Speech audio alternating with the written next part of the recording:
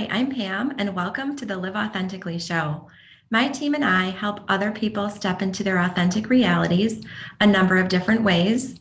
This show is obviously one of them. We also have a Facebook group of like minded people committed to spiritual growth and transformation, and we would love to have you join us at liveauthentically.today/FB. I also launched my first book in 2020, and it's called SOAR, SOAR, on Amazon. And it's a spiritual experiential journey and shows how I navigated a transformational life experience, partnered with the universe, and created my new reality. So go ahead and check that out. And I'm super excited that on my show today, I have with me a special guest, Ginny Whitelaw. Hey, Ginny. Hello, how are you, Pamela? I'm doing well. Thanks for asking. How are you? I'm doing great. Awesome. Glad to hear that. So, Ginny is a Zen Master, so she's going to tell us all about what she does today. But before we do that, you guys know the drill by now. The first question, or the same question that I ask all of my guests, and that is, how do you live authentically every day? Mind and body as one. Mind and body as one. I think, I've taught leadership development for more than 25 years. And a phrase we sometimes had for leaders is someone, an inauthentic leader could talk the talk, but couldn't walk the talk. An authentic leader, something was integrated, something had integrity in that human being. Mm-hmm. And as I feel into my own life experience, even from graduate school on, where I found Zen training and Aikido and martial arts, the idea of putting mind and body together as the instrument that we get to play this round of life with is where the authenticity takes root. So there's nothing false. Where the falseness can show up is in self-protection or tension or something inside that pulls back to hide. And it's very human. It's so very human. But as we continue to work with mind and body as one, and of course, contemplative practices like Zen are wonderful for doing this, the hiding places go away. And the authenticity comes, stem to stern. I love that answer. And I have to say, this is so aligned. So I was getting like spiritual chills while you were talking about that. So late last night, I was up writing, and I was actually writing an article on authentic leadership. So when you said that phrase, like I just would love to hear you expand on that. I was writing about gone are the days of people expecting like fearless leaders to show up, right? The people who have it all put together, have all the answers, don't necessarily show emotion, don't necessarily talk about challenges they're facing. And I believe that people, gone are those days. I believe that people want raw, they want real, they want authentic, they want genuine, they want relatable, they want approachable.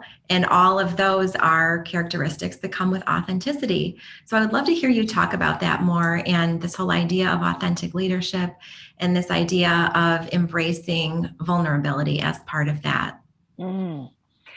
That one of my favorite definitions of leadership came from Kevin Cashman, who called it authentic self-expression that creates value. So it speaks to what you were talking about, Pamela, of something that we come to trust. I mean, at a brainstem level, we come to trust because something real is showing up. Yeah. And that quality, and of course, where Zen is going to blast through that is it really in opening up the authentic self. Who are we? Who are we? That question keeps changing as we grow, and as we grow in our life, and as we grow in our leadership. It's in sort of old-fashioned models of leadership, such as you were talking about, some kind of have all the answer, invulnerable person. That's kind of strong person leadership that is, in a sense, a primitive model of leadership, and that we migrate toward when we feel in confused waters and we want someone to have the answers. And really, we're seeing a resurgence of that even in this country, as people look toward is kind of a drift toward authoritarianism. That drift toward, I want to find a strong person who seems invulnerable and has all the answers, is a simplistic response to a turbulent time. And in the short term and in certain conditions, it may seem to satisfy. And yet it doesn't in the long run, because there's something intrinsically false about it. We cannot have all the answers, because the answers are emerging out there, emergent property of an unfolding, ever evolving reality. What we can do is have sensitivity to that reality. And the more we sense it, the better we're able to resonate with it. That has been a real focus of mine in the last few years, and in work that I've done with my book Resonate, of how it is that as leaders we can sense or tap into the field. We could call it the zeitgeist, or what is going on, and be able to sense what's ready to happen, then bring it through ourselves as the instrument to enact it, to bring it into the present where you and I live. So Right. that quality is that quality forces us to be in touch with things, which means we feel things, which means we are vulnerable. And yet, the more we can experience our authentic self as connected, as deeply interconnected, the more we feel we're a part of this whole game, not apart from it. And that makes a huge difference in how we accept that vulnerability. I love that. Thank you. So let's talk. I know there are many modalities for getting into this authentic space, and I'd like to take this opportunity to talk about what you do in your practice. And first, let's start basic. Let's start, Zen 101. Can you start with defining that? What does it mean to be a Zen leader? A Zen leader, it's a quality in all of us. We say Zen resolves dualism. That sounds like, some kind of philosophy, but it's so practical. It resolves this false sense of separation, this sense that somehow I'm apart from it. And our subjective experience and sense of an ego can give us that experience of being apart from what's going on. We see it as if we're watching it on a screen, but it is an illusion. And to penetrate that illusion takes strong medicine. And that's where we use the physical training of Zen to free the mind. And why is it valuable to free the mind? Because as long as we feel separate, we're going to have fear. We're going to feel that vulnerability from a place of, whoa, I better protect myself. Yeah. And when leaders have fear, they look out for number one. They try to garner power. They don't care for their people the same way as when they cast their net more broadly and take care of the whole picture. It's a very different quality of leadership. And even though we as human beings will grow up through stages of development where, in a sense, we cast a wider net. As little kids, we're all about ourselves. The narcissistic stage of development is very natural for a 5-year-old, but in a 50-year-old, it's a pathology. Because normally we build empathy and care for other people, and we, in a sense, can start thinking more abstractly, and we can work with the complexities of modern leadership life. Well, Zen is going to accelerate that journey, but it's also going to blast through the ego, so that we start to see the ego as a tool rather than a tyrant. So we start to sense how to use this ego to play a great game of life on behalf of the universe, rather than using the universe to try to make the ego comfortable. Can you see what a flip that is? And that is what Zen opens us to. It is resolving that sense of separation so that we can use our hands and feet, this precious life we have, in service of the whole picture, to help people. That is so powerful. So I'd love to talk about everyday practical examples of how we can apply what you just talked about. So can you walk us through a couple of, maybe just egoic states, egoic comments, whatever it is, and show us how we can, move out of that place of separatism into a more, integrated place of wholeness? Sure. Thank you, Pamela. And really, it was that very question that prompted the book, The Zen Leader, because there was such a clear experience that I'd had in my own practice of what it means to be one with. And I thought, how do you explain this to people? How do people start to get a practical experience of this? And that led to what I call these 10 flips or inversions or reframes of Zen leadership. Okay. And the first one is truly not only where Zen leadership starts, but all leadership. And that is the flip from coping with life to co-creating with it. A really important, authentic flip from where I'm bracing myself against change to embracing change. That orientation is in the mind and body of each of us as leaders, as human beings, of how we take it. And when we have a kind of coping reaction, it means we are in some sense resisting what's going on. Something's happening we don't like, so we start gossiping about it or resisting it or rolling our eyes or complaining, or we have these negative emotions that develop as a result of I don't like, or something I loved went away. I'm so sad. Or we can feel a victim of circumstances because so much in the world is so unfair. Those coping reactions, human as they are, keep us stuck. There's a neutral point. And if you think about practices, just imagine this in your own body right now, even listening to this. If you were to, in your physical body and being, model acceptance, just feel, if you were playing a game of charades and you picked up the card that said acceptance and you had to become acceptance, what would you do? And you instantly feel a little melting, don't you? Yeah. A little bit of melting, because acceptance relaxes the body. And it's then that our energy is able to start flowing. Now, where does our energy flow? It's going to flow toward our purposes, toward what we care about, toward our, we could call it leadership vision or leadership purpose. In the art of Aikido, we're always working with the flow of energy. In fact, Aikido translates as the art of harmonizing energy. Okay. And we literally physically conduct it through our body, and using the extensor side, which is more, and there's ways to develop this. But if you just feel your finger on the underside of your arm and a sense of extension through your fingertips, you start to sense a growingness or a bigness that has directionality to it. And you put that into leadership and it starts to craft a direction, some direction Pamela wants to go, or Ginny wants to go, or you who are listening wants to go. It's in that flip that we're able to co-create with life, that we take situations as they come, because acceptance doesn't mean I'm passive or I like it. It doesn't matter what I like. It means I accept this. And now how do I work with it to create what I want to bring to the world?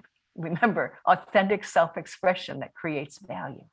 So that's the foundational flip from bracing against to embracing, from coping to co-creating. And the inflection point is acceptance. That's how to start. Wow, that is just such a powerful reframe. And this has been a big piece of my journey too, because, for so long, I had a hard time coping with change. Whatever stage I was in, I wanted to cling on to it. And it would feel a sense of loss and grief, as I was leaving one phase of my life and entering another. As much as I was excited about stepping in what I was stepping into, I was still kind of focusing on and really staying stuck in, where I was coming out of. But it really is so powerful when, like you said, you can get to that place of acceptance, make peace with where you are, and move forward, right? Put your boat in the stream from that point and move forward and flow and accept that life is a steady stream of changes, and flow with it and embrace it and keep focused on what am I stepping into rather than what am I stepping out of.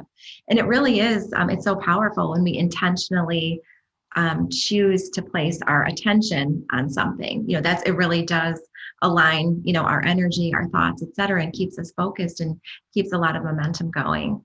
So super powerful. Thanks for sharing that. Exactly. That idea of what keeps our momentum going is really important, because when we can align our energy, it's almost like getting waves to add up. Again, I think I was a physicist by training, so I think of this in a very physics point of view, that when waves come together, they can either interfere, cancel out, or add up. And when we are aligned in our intention, we add up to a stronger signal. We're easier to follow as a leader. Our communication is more clear. Our movements have an integrity to them. Again, it comes back to the authenticity that is the very theme of your work, that there's something that hangs together when our energy aligns. So and it adds momentum to what we do. Yeah, it sure does. Yeah, thank you. So where I'd love to go next is to the quote that you have on your website. This has long been one of my favorite quotes, and I'm going to go ahead and read it here. Or would you like to read it? Go ahead. Go Okay. ahead. Okay. So the quote from Ginny's website it's a quote by Einstein, and it says, issues cannot be solved at the same level of consciousness that created them. And this is such a powerful quote because it's really eye-opening. It's very much a game changer because that's sort of the point that we realize, okay, I have to do something different. Okay, I got myself to this point based on certain mental models, based on certain behaviors, based on certain patterns, based on certain people in my life, etc. And when we realize that in order to move forward in a growth focused way, in order to transform, in order to evolve, we're going to have to do some things differently. And that can take a major overhaul.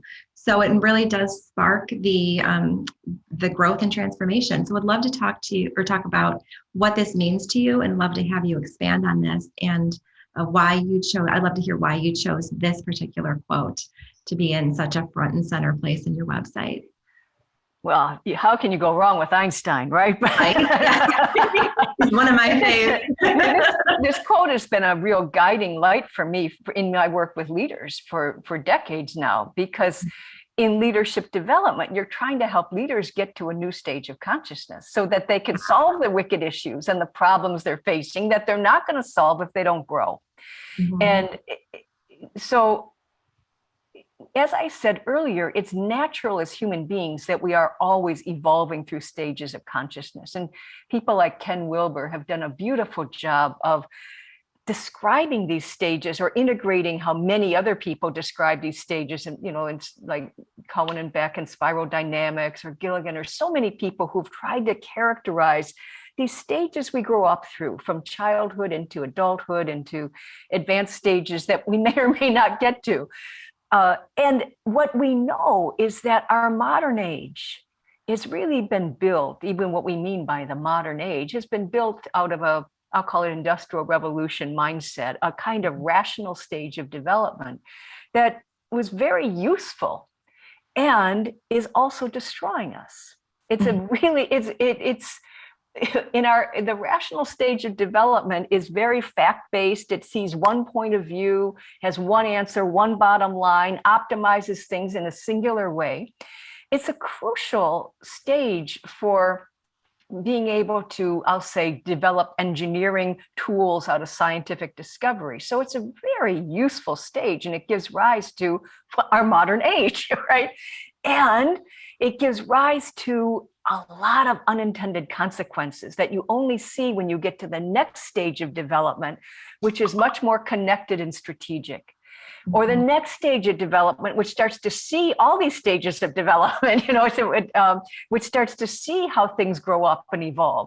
Or a more unity consciousness that sees we really are interconnected, interpenetrating weather systems with one another. We are a part of one thing going on. Mm-hmm. And when we start to lead from a sense of this interconnectedness, rather than the rational actor who leads for myself, I start to lead for the whole picture. And again, it's a radical reframe of how do I use my personal self, my local self, in service of people, rather than how I use people to make myself rich. That inversion is going to be crucial for addressing the wicked issues of our age, from racism to climate emergencies and the loss of biodiversity. Our efforts to control nature, which is what rational people do. I want to control nature so I get my harvest, right? Are leading to the destruction of the nature that supports human life. Mm-hmm. And we are seeing that, but we're not registering it as the urgency that we need to. More and more people are starting to sense it and talk about it, and you're seeing it pop up everywhere. But this is the work of our time. And if leaders can't see it and radically reframe how they run their businesses, how they treat people, how they heal their communities, how we run healthcare, how we run education, if we can't do that within a generation or two, it will be too late. So there is a huge urgency for leaders to get to a stage of consciousness where we can solve the problems created by that rational stage that gave us so much, but also has consequences that we now must heal. Yeah. So, what is, in order to, when you start your work with a leader, in order to help shift them or help them move kind of along that, the spectrum from the ego and shift towards the soul, what are some of the most powerful questions that you ask to start to kind of prompt the stirring in one's soul? You know, one of the things that I think I use as a principle in my own coaching and work with leaders is to start from where they are and what they care Mhm. about and what they love and what they're trying to do, and also their Mhm. own pain points. You know, what's hurting. Yeah. Um, the I don't know too many people who get up every day and want to go cause harm and wreak havoc in the world. You know, most people are trying to do good things, right? And so maybe one leader needs to feel greater empathy for their team, and so how to help them feel into the view from another's point of view. How Mhm. can they inhabit another's being? That's a simple shift from how to let go of your own subjective state into a more empathetic sense of how things look from another. Right. That practice is very easy to coach someone through, and it's very approachable. And empathy is a muscle we can build. The more we do it, the more we really try to feel into the perspective from another's view, the better we are able to do it, and the more curious we become. Because oftentimes when I work with leaders, when they first do this, well, I don't really know how they look. I say, well, what are you going to want to find out? Well, maybe I need to talk with them more. Maybe I need to Mhm. listen more. Maybe I need to. So they start to get more curious about collecting data that would help them Mhm. become another person or be able to feel into the beingness of another's point of view. So empathy would be a key thing. Um, there's also, I mean, as you might imagine with Zen leadership, um, deep inner work that's possible that can help leaders feel into their own state of connectedness. And I like to give leaders that experience.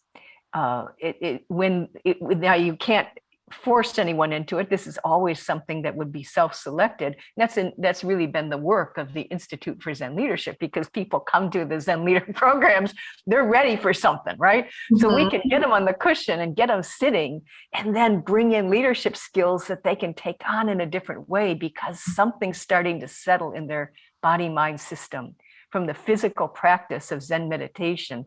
Then they do a leadership act, and it's suddenly a little more whole, a little more connected. They hold a conversation with a little bit more integrity. Okay. And so when they can start to feel that in themselves, they come away from the weekend or from the training going, I feel more whole. I'm showing up differently on Monday morning. You know, so Mhm. what we're seeing is that kind of physical training can help put it in the body, in a deep way. So when you talk about this inner work, what exactly does that entail? I know what type of modalities is involved in that. I know you just mentioned meditation, but what other modalities does Well, that the key is involve? breath and posture, to be honest with you. I mean, it sounds so obvious, but breath is so important because it links conscious and unconscious mind. So it allows us to work more deeply than you can with just conscious like questions or verbal, cognitive stuff alone. And then posture is so important because it regulates breath. And just where we're holding tension in our body or postural aberrations are going to change how breath flows through the body, which in turn relates to how energy flows through the body. Mhm. So, by what we in particular activate in our style of Zen training is the lower abdomen, which is also the power center of the martial arts. In the Japanese language, it's called hara, H-A-R-A, hara. Okay. And this hara development becomes a key thing that we focus on in our own practices with leaders to help them get this groundedness and centeredness. It also has a lot to do with leadership presence and gravitas and being able to be balanced under pressure. So breathing exercises that help develop this hara, being able to breathe into hara, being able to lengthen your exhale. It sounds so simple and obvious, but the exhale helps settle us down. And it stimulates a part of the nervous system called the social engagement system that is connected to both our connection as human beings and our sense of well-being. So being able to lengthen the exhale, let it breathe down through the lower abdomen, down even through our feet into the earth. That feeling of something we practice again and again. And then in Zen meditation, you can do that with every breath, uninterrupted. You know, when you go through a busy day, you might be able to do that when you're thinking about it, but then you think about something else, so you get distracted, or an email here, or a call there, or a meeting there, and we might forget.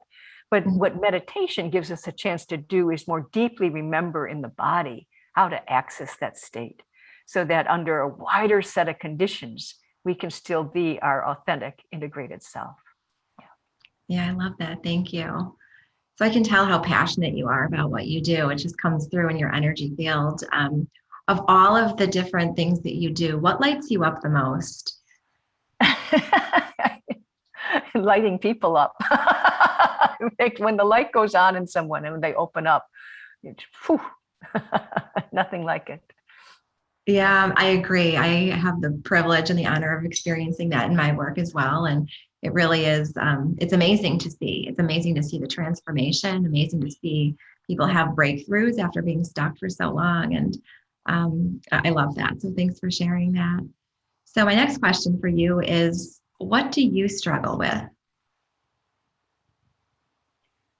What do I struggle with? You know, I run the Institute for Zen Leadership, and in running an institute, there's all kinds of things that become practical everyday things, from just keeping up with the flow of stuff to managing the finances to figuring out how do we adjust with the changing times. You know, we had all of our programs live one year, and then COVID hit, and within a few weeks we were putting all of our programs online. So and I don't want to pretend that every one of those days is easy, you know. So if you know that everything is just a walk in the park, I feel like I'm always learning. And there's a part of me that, you know, there's some parts of learning that are really fun and really exciting. And there's some parts of learning where you just feel like a failure and you're screwing up, and that just doesn't feel well. It doesn't feel good, you know. It doesn't feel. And yet those are the growing points. And I think one of the things I've learned, far from it being, I used to feel like I had to look like I had it all together because then people would trust me. I've come to realize they actually trust me more when they realize that I'm still learning. So, and the more I learn, the more my students learn. So, you know, I think I still struggle with feeling like, what am I missing here? You know, or how am I screwing this up, or whatever, you know? And how could I think differently about this? Or how could I blast this one out to another level? Or what am I getting stuck on? You know, I think I feel challenged in that. And I also, as you heard me say earlier, feel such a sense of urgency in this time that I keep being challenged by, what am I not doing that I should be doing? You know, like I am listening for that. Again, my work with resonance has convinced me that if I listen, what is mine to do will become apparent eventually. You know, if I really listen to life, what is mine to do will become apparent. And so listening for that is something that I still, I feel challenged to do. Am I listening deeply enough? You know, am I listening for far enough? Thank you for sharing that so authentically. And I think, and I wanted to do that just to highlight to everyone that, you know, even, you know, people who are in positions of tremendous influence, such as yourself, people who play a role in awakening others, coaching others, mentoring others, et cetera, you know, we all have things that we struggle with, right? And we all have, you know, the ego creeps up from time to time, and we have thoughts of doubt and thoughts of fear, et cetera. I mean, I know I do every day. You know, I feel some form of stress every single day. I struggle with something every single day. So no matter who you are, no matter how long you've been on this path of growth and transformation, we're all still learning. We're all still growing. And I agree with you that the more vulnerable you can be, the more authentic, the more real, just kind of put yourself out there, the more people trust you, because then again, you're more real, you're more relatable, you're more approachable. And that's what people want. So thank you for being so vulnerable. And I'm trying to think, I was like, I feel like I need to put myself out there now and say something that I struggle with. And I'm sitting here thinking, I'm pausing not because I can't think of anything, but because there are so many things. I joke, you know, technology is one of the things that I struggle with. So I always tell my team, I joke with my business manager. I say to him, if you knew how technologically challenged I was, like, would you even even have agreed to work with me? Because, I say I can just I can join a Zoom meeting that somebody else has set up for me and write content in Google Docs, and that's about it. So like, I struggle with that. But the most important thing when we identify things that we struggle with, to build in guardrails, to build in support systems, whatever it is. So if you're in a business, surround yourself with people who are experts in the areas that you struggle with, right? If you're challenged with negative thought patterns, whatever it is, connect with someone, put yourself, listen to a podcast, always have a kind of a healthy coping mechanism to help shift you out of that space. And one of my favorite quotes is, pain is inevitable, suffering is optional. And so I always keep that quote top of mind. And that's something that's helped me on my journey. And, it reminds me that, we all feel pain from time to time, no matter who we are, no matter where we are in our journey. But the power really happens when we move out of that pain. And that is always our choice. We always have that choice. No matter who you are, no matter where you are, you always have that choice to move out of pain or out of suffering and into a better place of healing. So I would love to hear you reflect. I would love to just hear your reflections on that quote. Well, I think you've taken us full circle back to the coping, to co-creating, that when we feel pain, and as long as we live in a human body, we're going to feel pain. Yeah. As long as we can empathize with human beings, we're going to feel pain. I mean, look what's going on.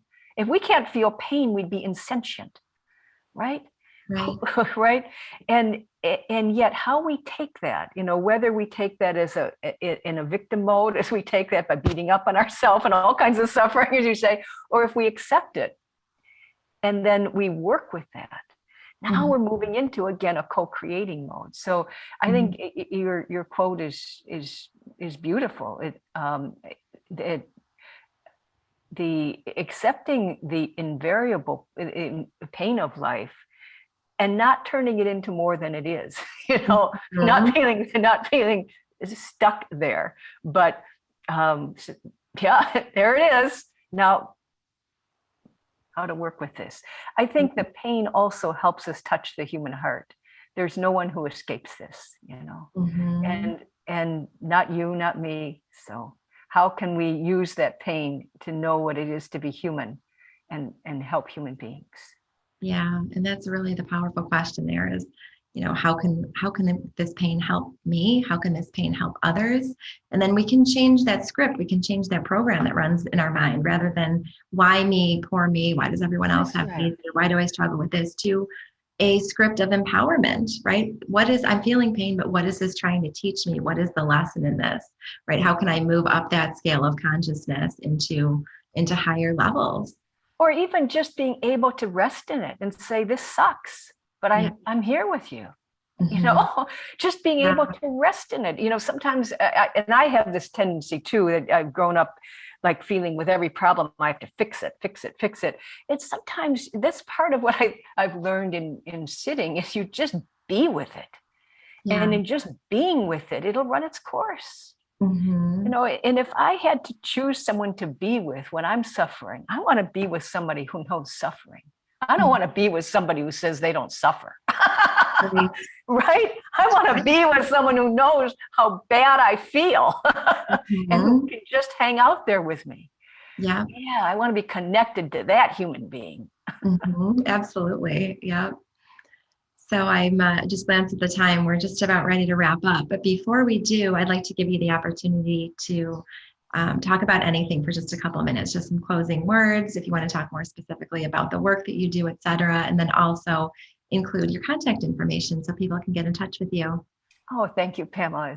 It's generous of you. The work I do, as I've mentioned in our talk together, is at the Institute for Zen Leadership, and also a key part of work with work I've done on Resonate, which has turned into an online course with our partners at Interplicity. So and that is running seasonally. It started in the fall, it's in the winter, it's in the spring. That Resonate course can give people a good feel for these practices we've talked about, of how they can become a more resonant, integrated instrument with the energies that are going on, sense what's theirs to work with, and enact it. So at our website, zenleader.global, someone can learn about all of these programs. And at innerplicity.com/resonate, they can learn about this program on Resonate in particular. So at zenleader.global, if the Zen leadership programs or the Resonate program calls you, you'd see ways to become involved in that. And there's also a lot of free resources and writings and videos and interviews and things that people can read if this is something that resonates. So. Amazing. Thank you so much for sharing that. And thank you so much for being here today. I have so enjoyed our discussion, every minute of it. So thank you again. Thank you. And thank you to our viewers and listeners. As you know by now, I believe the time is a choice. And I'm grateful that you carved time out of your day to listen to everything that Ginny has had to share. So thank you, everyone, and have an amazing day. Bye.